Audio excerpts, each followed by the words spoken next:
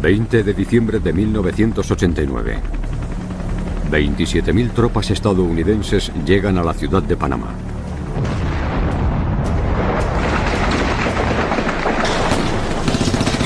Es la mayor invasión estadounidense desde la guerra de Vietnam. Su misión: capturar a un hombre. El dictador militar de Panamá, Manuel Noriega.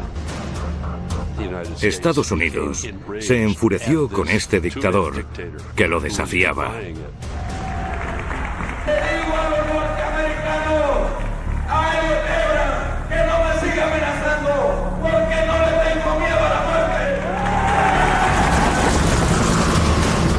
Los soldados estadounidenses recorrieron la ciudad de Panamá en busca de Noriega, pero no lo encontraron por ningún lado. Básicamente se escondió. El gobierno de 6 años de Noriega se caracterizó por la violencia, la decepción y el exceso. Estaba dispuesto a hacer cualquier cosa para salir adelante. No solo fue corrompido por el poder, sino también por la avaricia. Era un gángster. Un gángster con uniforme militar.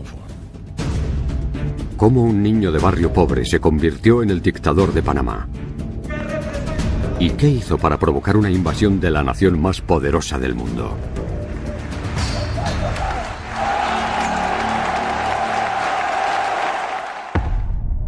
Las dictaduras han tenido un increíble impacto en el último siglo. Los dictadores aprenden los unos de los otros. Cada uno es diferente, pero muchos usan las mismas tácticas. Uso del miedo. Propaganda. Control de élites. Propaganda. Creación de un enemigo. Culto a la personalidad. Uso de la violencia. Estas son las herramientas que los dictadores utilizan para mantenerse en el poder. Dictadores. Manuel Noriega. El ascenso de Manuel Noriega a dictador fue casi un milagro dadas las terribles circunstancias de su infancia. Nació en la ciudad de Panamá en 1934. Quedó huérfano a los 5 años y a Noriega lo crió su madrina en la zona de mercados de Terraplén. Los jóvenes que nacían en esa clase social tenían pocas posibilidades de alcanzar la prominencia y el poder.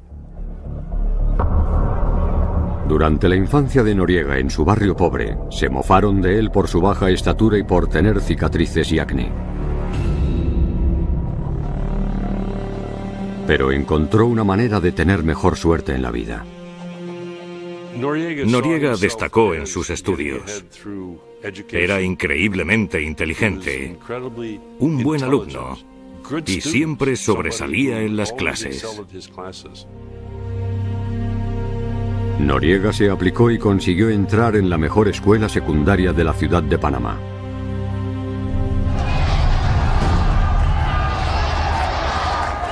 Al igual que muchos otros estudiantes panameños a principios de los 50, se vio arrastrado por una ola de sentimientos antiestadounidenses debido a la propiedad norteamericana del Canal de Panamá.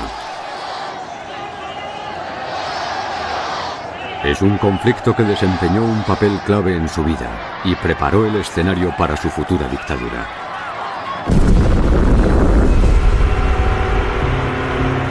...1903... Estados Unidos tenía derecho a construir el canal, una recompensa por ayudar a Panamá a ganar su independencia de Colombia. El país se convirtió en una democracia incipiente, pero en un clima cargado de tensión. El tratado que le dio a los Estados Unidos la autoridad para construir el canal le otorgó el control a Estados Unidos para siempre. El canal se abrió en 1914 y transformó el comercio internacional al unir los océanos Atlántico y Pacífico. Generó más de $20 millones al año para los Estados Unidos y Panamá solo recibió una fracción. Se convirtió en una fuente de irritación porque Estados Unidos creó lo que en esencia era una colonia estadounidense en mitad de nuestro país. Se le llamó la Zona del Canal. Era una franja de tierra a ambos lados del canal ocupada por unos 57.000 estadounidenses, en su mayoría militares.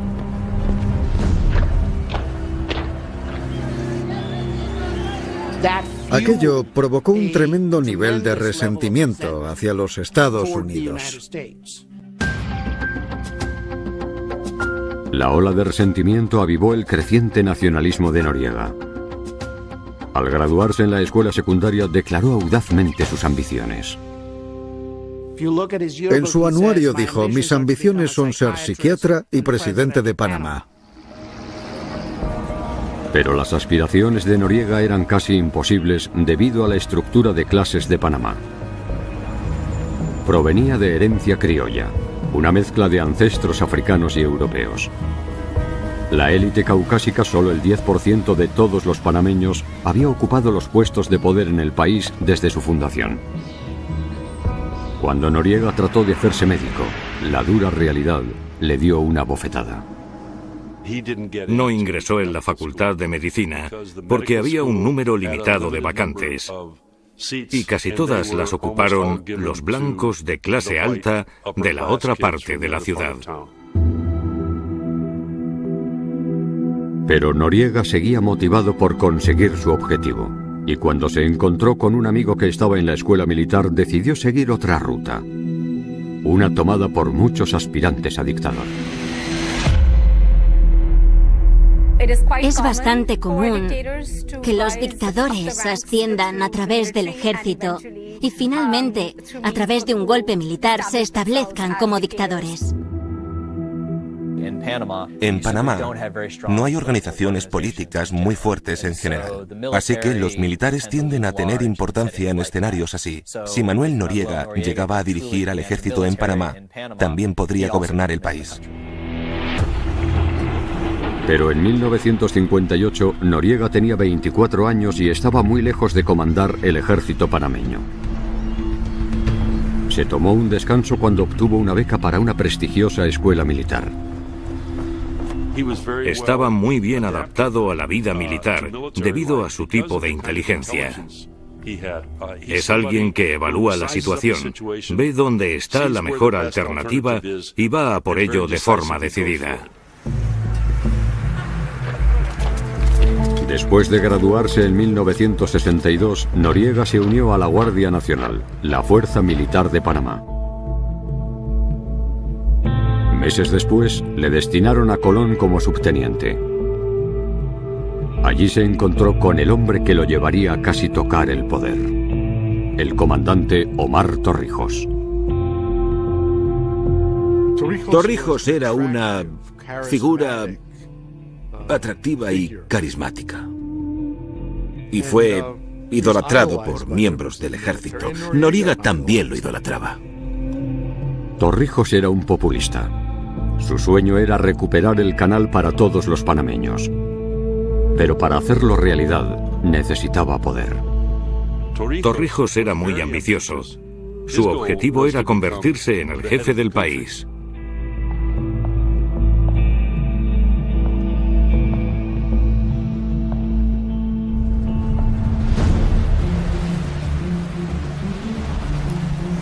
Asignó a Noriega a la rama de inteligencia de la Guardia Nacional, más tarde conocida como G2.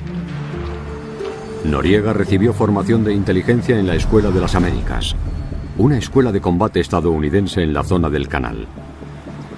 Su objetivo era ayudar a sus estudiantes a luchar contra la propagación del comunismo en la región, pero los críticos dicen que daba instrucciones para chantajear, coaccionar y torturar.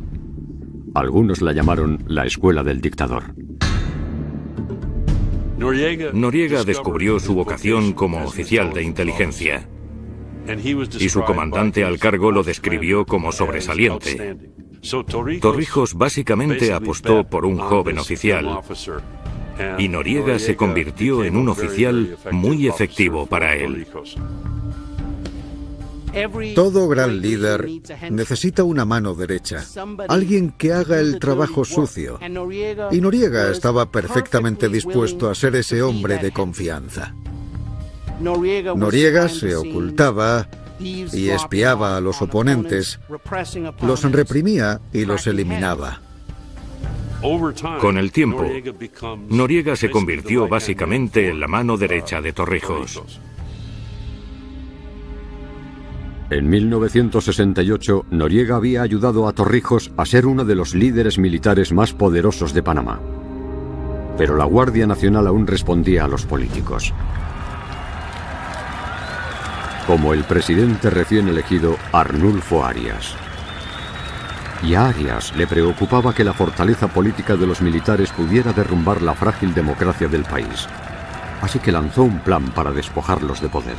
Inmediatamente después de convertirse en presidente, comenzó una purga de la Guardia Nacional. Arias informó a Torrijos que lo enviaría a El Salvador como agregado militar.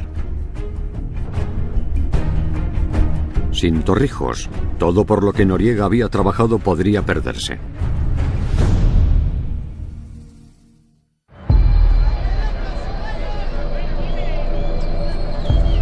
Para Manuel Noriega y su mentor, Omar Torrijos, la búsqueda del poder se había topado con un obstáculo. El nuevo presidente de Panamá, Arnulfo Arias, le ordenó a Torrijos que abandonara el país. Pero el 11 de octubre de 1968, Torrijos cambió las tornas al liderar un golpe militar.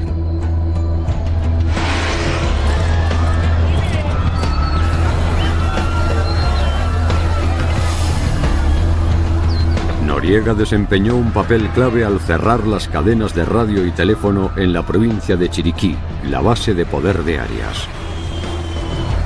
Arias no tenía forma de obtener ayuda, y Torrijos tomó el control rápidamente.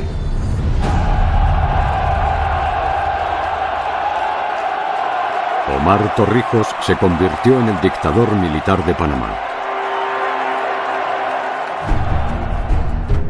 Noriega cosechó los beneficios cuando Torrijos lo ascendió a jefe de inteligencia militar, el jefe del G2. El chico del barrio pobre se convirtió en el teniente coronel Noriega. Su nuevo cargo abrió un camino más claro hacia el poder, el que toman muchos dictadores en su ascenso.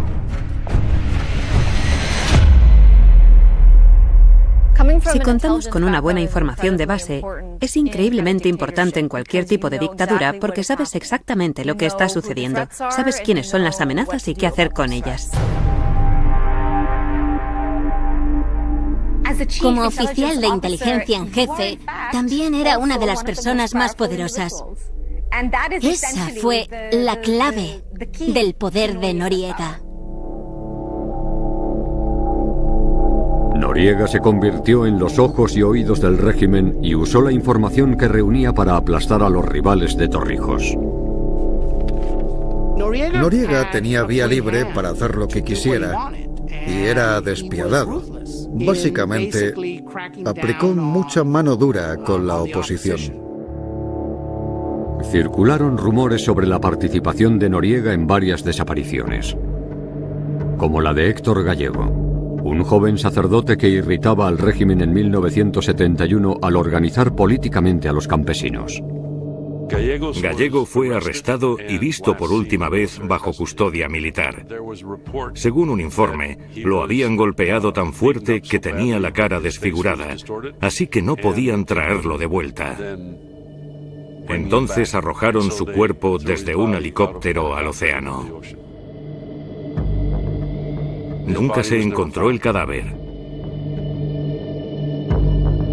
Pero para muchos, hay pocas dudas sobre quién era el responsable. Y yo no pongo las pruebas, pero para mí fue Noriega que lo desapareció. Por eso Torrijos lo llamó mi gánster, porque cuando tenía que matar a gente lo hacía, no le suponía ningún problema. Pero el soldado leal de Torrijos estaba tramando algo a escondidas. Usaba su posición para algo más que aplastar a los rivales del régimen. Hay pruebas claras de que la lealtad de Noriega no era necesariamente con Torrijos, sino consigo mismo. Noriega había desarrollado una relación clandestina que definiría su dictadura en las siguientes décadas. Había estado trabajando en secreto como informador remunerado para Estados Unidos. En Estados Unidos existía el temor de que la revolución estuviera en el ambiente y que Cuba la propagara. Desde que Fidel Castro tomó el poder en Cuba en 1959, Estados Unidos temía que el comunismo se extendiera hasta México. Centroamérica se había convertido en un campo de batalla de la Guerra Fría.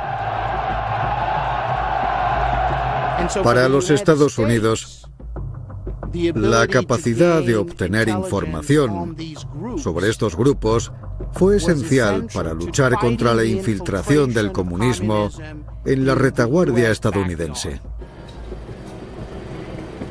Noriega proporcionó información clave sobre los comunistas de la región y se convirtió en un espía para Estados Unidos.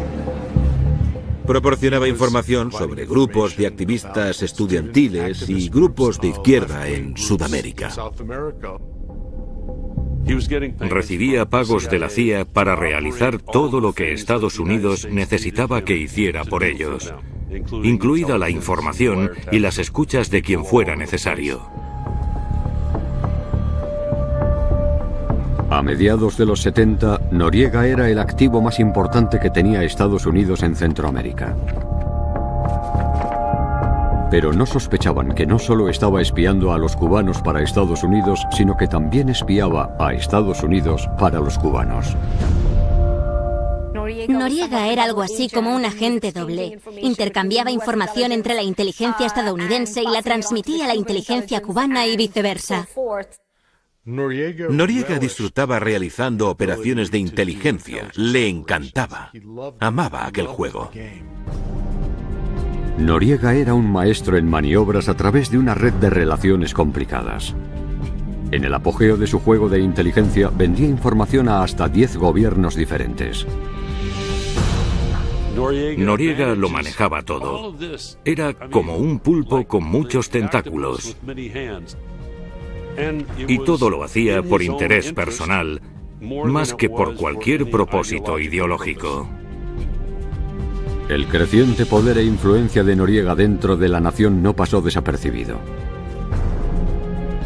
Un informe de inteligencia del Departamento de Defensa de Estados Unidos declaró a Noriega el posible futuro dictador de Panamá.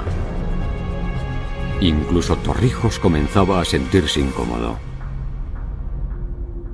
Torrijos lo necesitaba, pero le temía al mismo tiempo porque sentía que podría volverse contra él.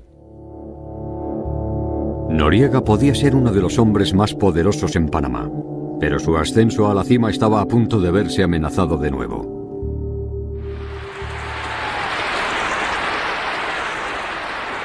En septiembre de 1977, Torrijos firmó un tratado histórico con el presidente estadounidense Jimmy Carter. Garantizaba que Panamá ganara gradualmente el control del canal y sus ingresos en los siguientes 22 años.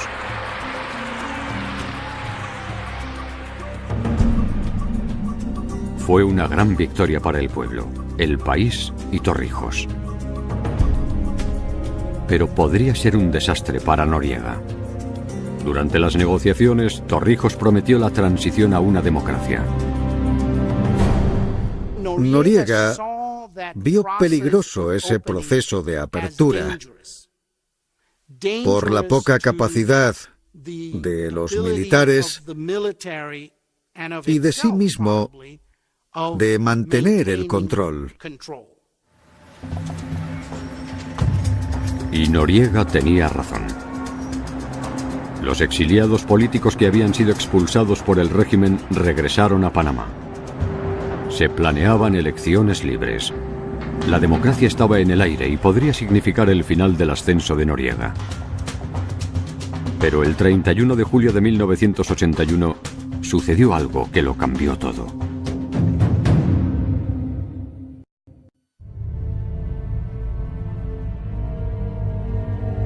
Panamá y su dictadura cayeron en el caos. El avión del general Omar Torrijos, de 52 años, desapareció al oeste de la ciudad de Panamá. Los restos se descubrieron pronto en las colinas del Cerro Marta. No había supervivientes. Siempre ha habido rumores, nunca demostrados, de que Noriega tuvo algo que ver con el accidente de Torrijos. Pero Noriega quedó oficialmente libre de sospechas en la tragedia. Y mientras el pueblo lloraba la muerte de Torrijos, surgió la pregunta: ¿quién lo reemplazará? La muerte de Torrijos resultó en un vacío de liderazgo. Y ese vacío lo tenía que llenar alguien. Como jefe del G2 y mano derecha de Torrijos, Noriega tenía el camino abierto al liderazgo. Todo lo que tenía que hacer era tomar las riendas. Noriega era el principal oficial de inteligencia y al tener más acceso a lo que estaba sucediendo, las corrientes subterráneas en ese momento, aprovechó para avanzar en su propio plan secreto y llegar a la cima él mismo.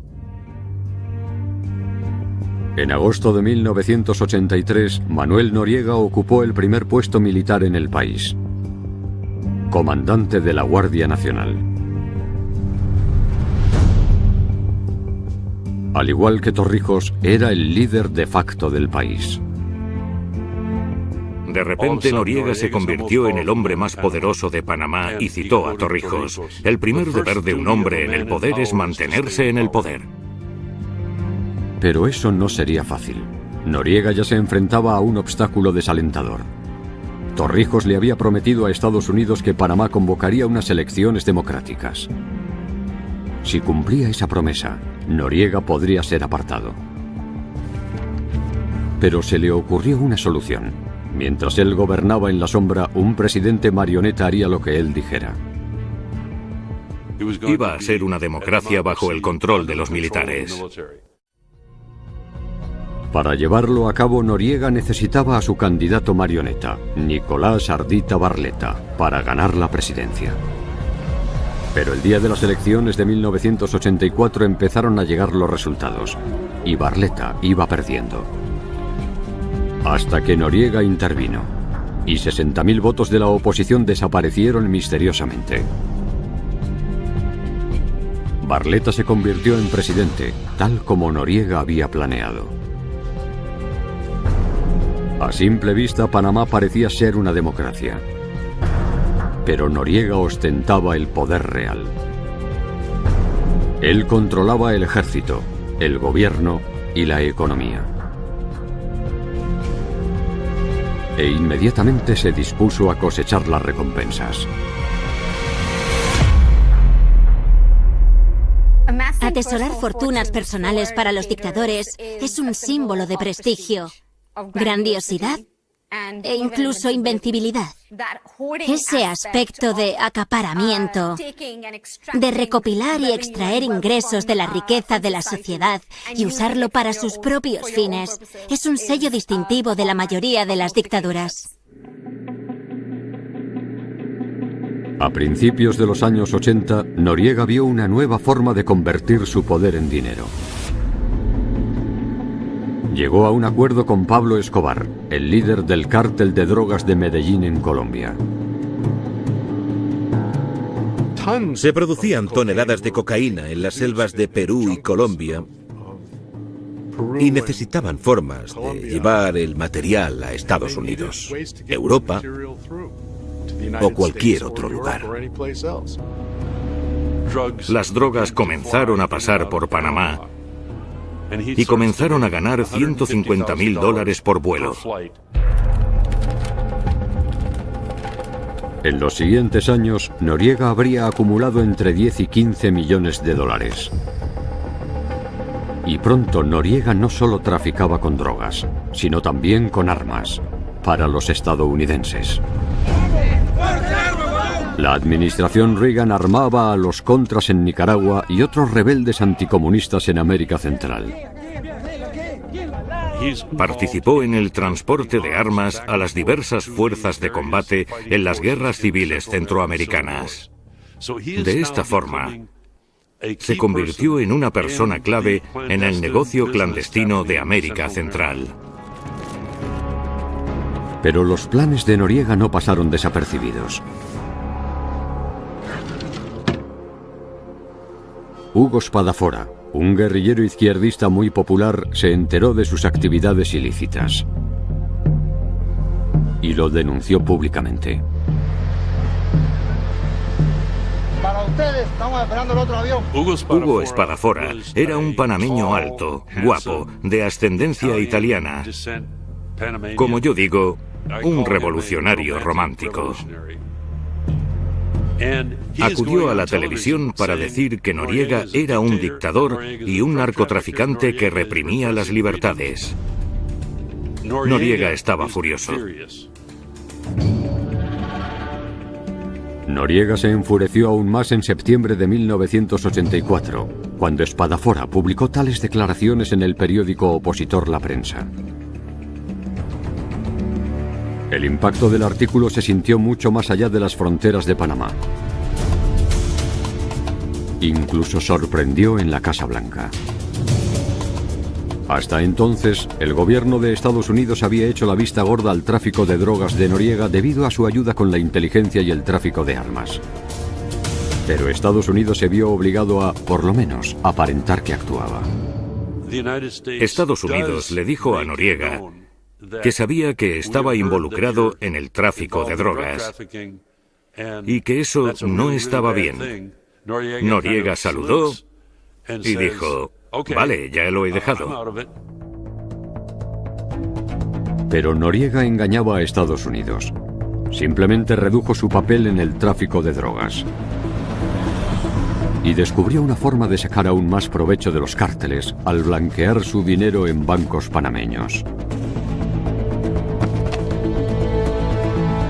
El contrabandista de drogas de Estados Unidos, Stephen Kaylis, tenía millones de dólares de dinero negro y no sabía cómo blanquearlo. Esperaba que Noriega pudiera resolver su problema. Conocí a Noriega y me dijo que pensaba que todo lo que estaba buscando lo podía encontrar en Panamá. Me proporcionó un refugio bancario seguro.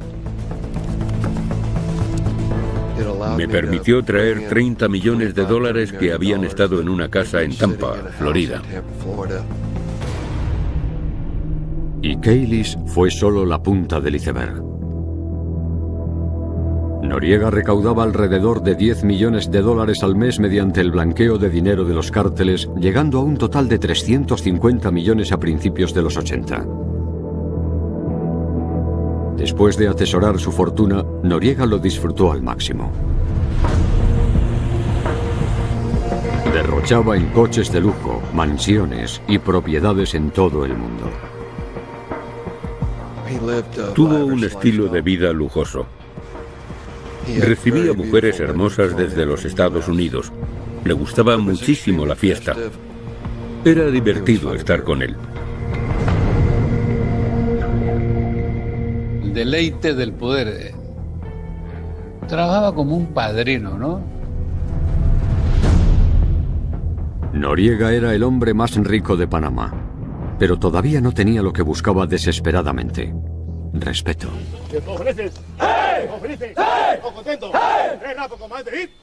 Quería que se le viera como un nacionalista panameño, como Omar Torrijos.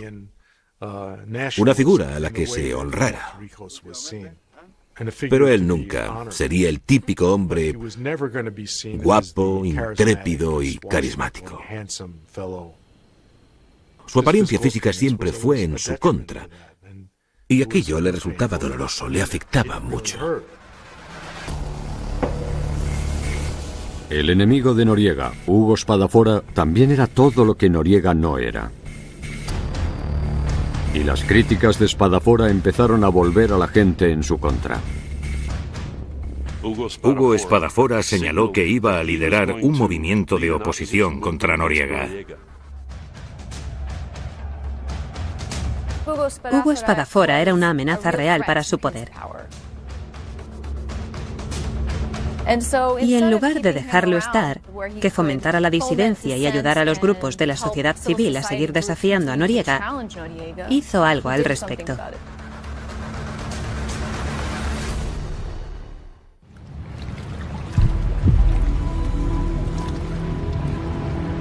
...17 de septiembre de 1985... en la portada de La Prensa apareció una noticia escalofriante. El guerrillero y líder político Hugo Espadafora había sido asesinado. Lo encontraron en un río de Costa Rica metido en una bolsa de correo estadounidense. Lo decapitaron. Se dice que lo hicieron aún estando vivo y que lo torturaron con crueldad.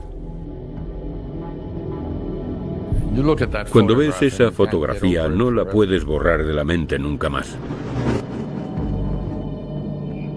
Espadafora fue visto por última vez cuando los soldados panameños lo sacaron de un autobús cerca de la frontera entre Panamá y Costa Rica.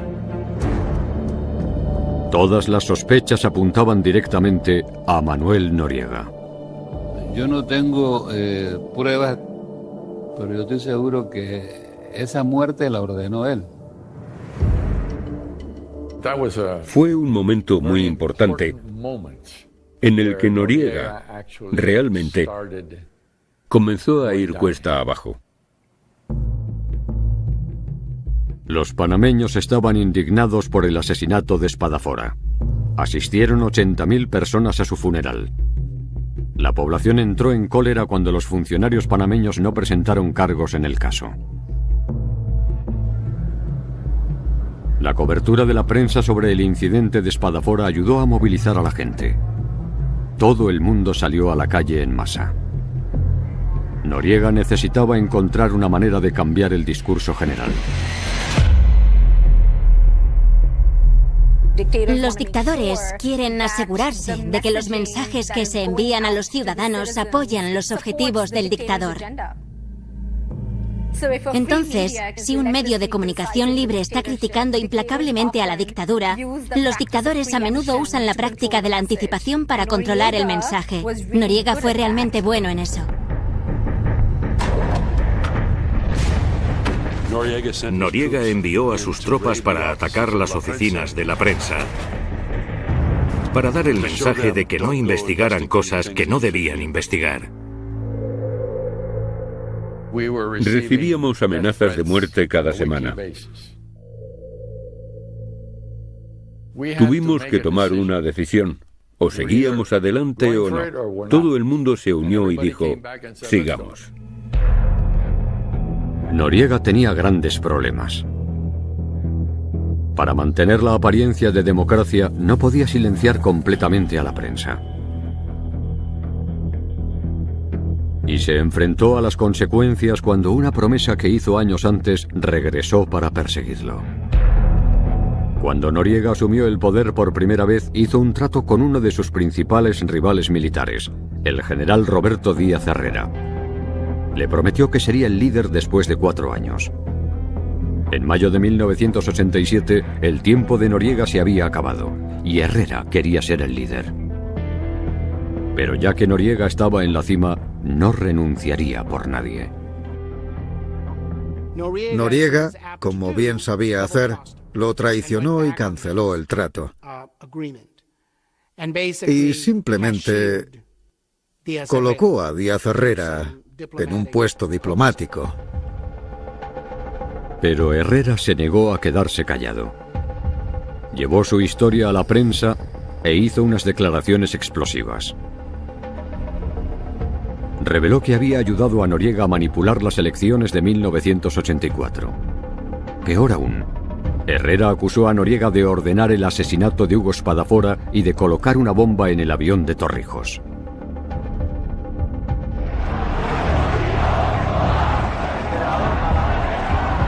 Las acusaciones de Herrera desencadenaron una revuelta masiva entre el pueblo.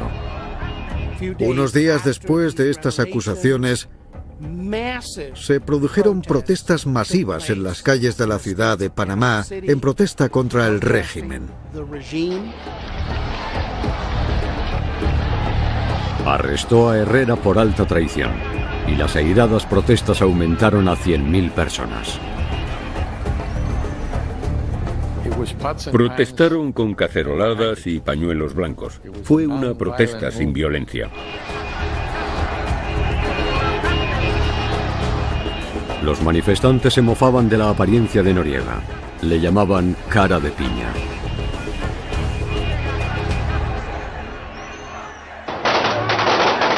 Y el dictador militar, enfurecido, tomó medidas duras. Reaccionó violentamente. La gente fue encarcelada, torturada y mucho más. Fue bastante horrible. Las revueltas se retransmitieron por todo el mundo. Se anunció un estado de emergencia que duró 19 días. Parecía que Noriega estaba perdiendo el control del país. El impacto de las declaraciones de Herrera fue tan significativo que era difícil que los Estados Unidos simplemente miraran hacia otro lado. Políticamente, fue un mal trago. No se le podía dar vía libre. Estados Unidos respondió y le dio la espalda a su antiguo aliado. El 26 de junio de 1987, la administración estadounidense pidió la destitución de Noriega. Los norteamericanos intentaron forzarle a renunciar. La CIA dejó de pagarle y le incriminaron por tráfico de drogas y blanqueo de dinero. Hubo un gran esfuerzo para negociar algún tipo de trato y presionar a Noriega para que se fuera. Pero Noriega no se iba a ir a ninguna parte, sino que trató de reforzar a sus camaradas y avivó las llamas del sentimiento antiestadounidense entre su pueblo. En mi opinión, se creyó su propio mito de invencibilidad. Había sobrevivido al engaño de los cárteles, al engaño de la CIA, y pensó que iba a sobrevivir. Pero Noriega se enfrentó a otro desafío dentro de sus propias fronteras. 7 de mayo de 1989. Los panameños fueron a las urnas para elegir un nuevo presidente. Al igual que en el 84, parecía que la oposición estaba al borde de la victoria.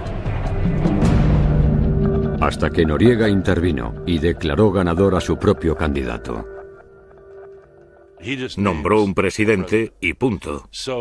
Así que Noriega básicamente tiró por la borda cualquier pretensión de democracia. Por toda la ciudad de Panamá había protestas contra Noriega y su régimen.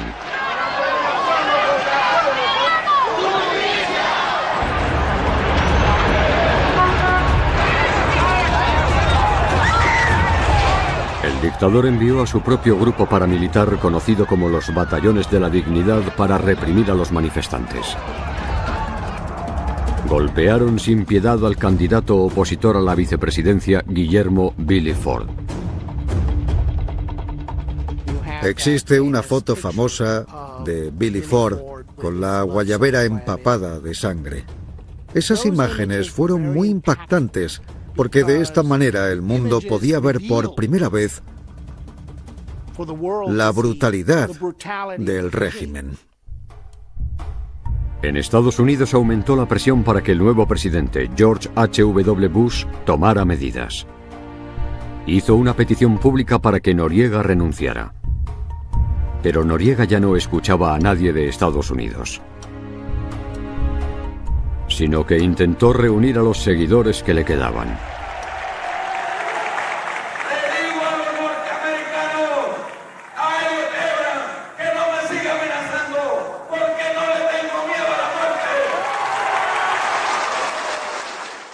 El gobierno de Estados Unidos lo presionó hasta el límite y él se sintió traicionado.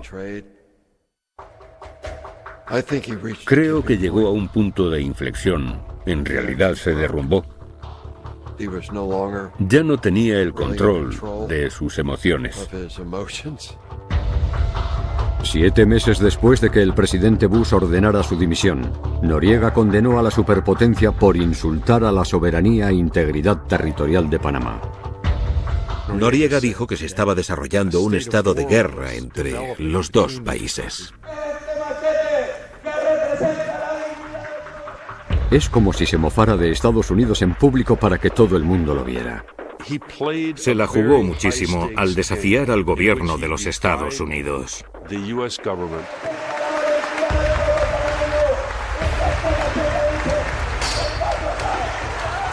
Hay un dicho que dice que Estados Unidos es como un mono encadenado. Puedes jugar con el mono, pero no tires demasiado de la cadena porque si no te morderá.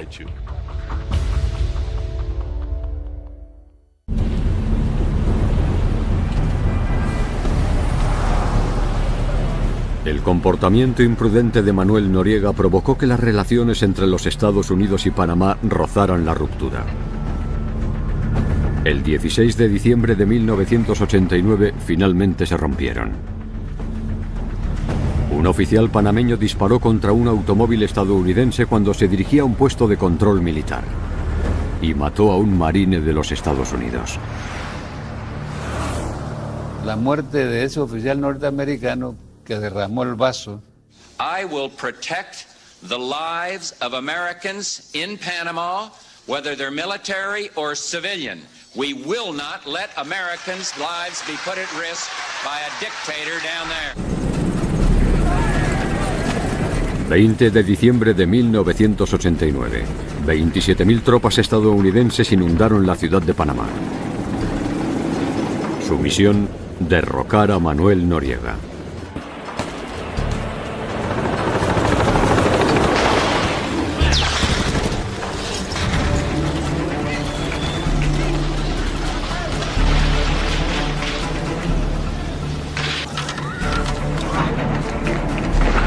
Las tropas estadounidenses destruyeron el cuartel general de Noriega para darle caza. El que blandía un machete, el man, que había desafiado a Estados Unidos durante tantos años, básicamente se escondió. No promulgó ni una orden militar, ni una. Simplemente huyó. Huyó y huyó. Eso dice mucho de los matones. Todos los matones son unos cobardes.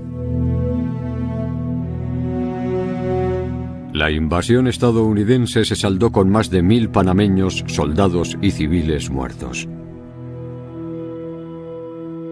20.000 personas se quedaron sin hogar. Y Noriega todavía seguía sin aparecer. En Nochebuena encontró un refugio desesperado en la Embajada del Vaticano de Panamá. Creía que la Embajada del Vaticano podría proporcionarle un refugio seguro para permitirle salir al exilio en algún lugar.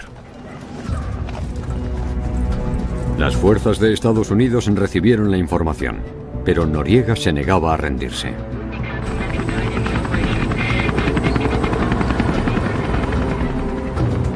Frente a la embajada había una multitud ingobernable que pedía su cabeza y se burlaba de él con cánticos de cara de piña.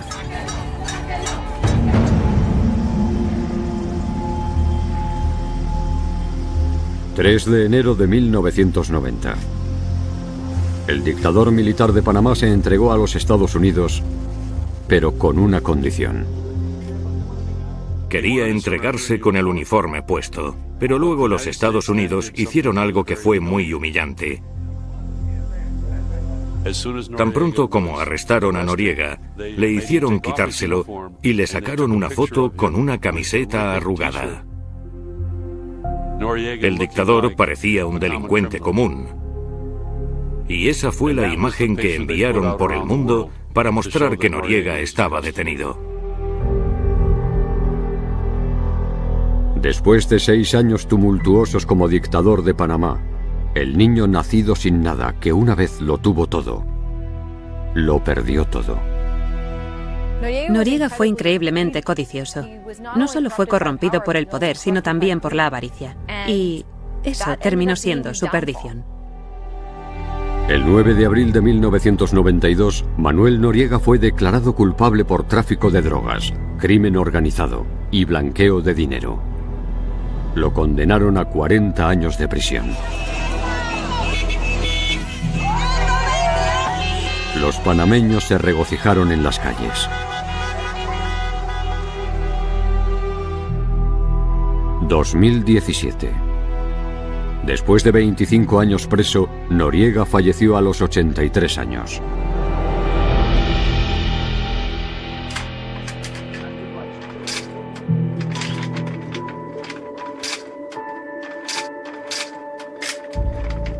En el apogeo de su poder, Noriega había acumulado una fortuna estimada en $600 millones. Hoy, mientras sus propiedades se desmoronan, su país se está reconstruyendo. Panamá recuperó el canal en 1999 y lo han gestionado con mucho éxito, de manera muy competente. Panamá se ha vuelto un país muy próspero. El país ha celebrado elecciones libres con gobiernos democráticos en su mayoría estables desde el arresto de Noriega. Los abusos de su gobierno han dado lugar a un cambio constitucional histórico: la abolición del ejército. Creo que ha sido fundamental para el control civil democrático. La idea de un golpe de Estado hoy en día es muy descabellada. El caso de Noriega sí debe mantenerse para que la juventud que viene subiendo siempre tenga presente que eso ocurrió y que no debe repetirse.